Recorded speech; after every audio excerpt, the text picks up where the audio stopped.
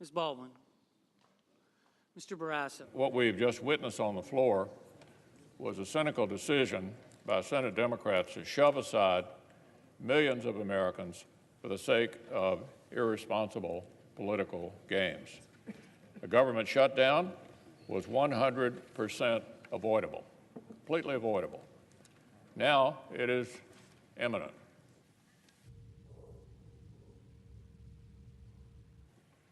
For America's men and women in uniform, shutting down the government means delayed pay. For the many thousands of civilian employees who support their missions, it means furloughs. And for the families of fallen heroes, it may well mean a freeze on survivor death benefits. For veterans who rely on our promise of care, shutting down the government means threatening their access to treatment. For so many Americans struggling with opioid addiction, the same is true.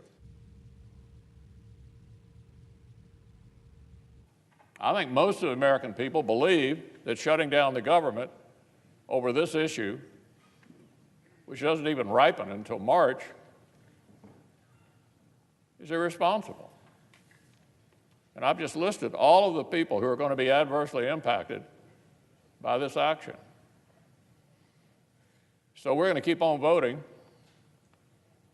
and the government may be heading into shutdown, but the Senate's not shutting down. And we're open to talk and to resolve this. I don't think it makes the institution look very responsible.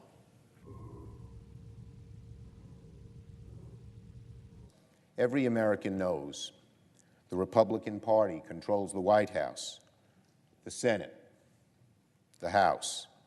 It's their job to keep the government open. It's their job to work with us on a way to move things forward. But they didn't reach out to us once on this CR. No discussion, no debate, nothing at all. It was produced without an ounce of Democratic input and dropped on our laps. And meanwhile, they can't even get on the same page as a party. They control every branch of the legislative process, and it's their responsibility to govern. And here, they have failed. Is there a sufficient second? There is.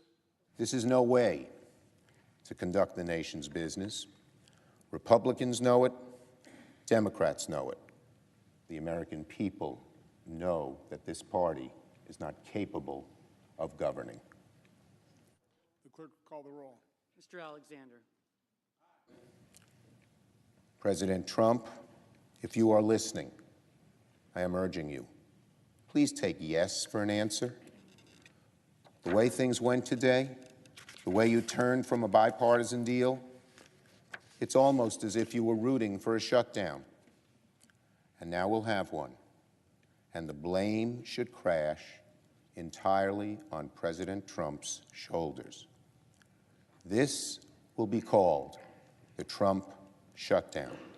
Booker.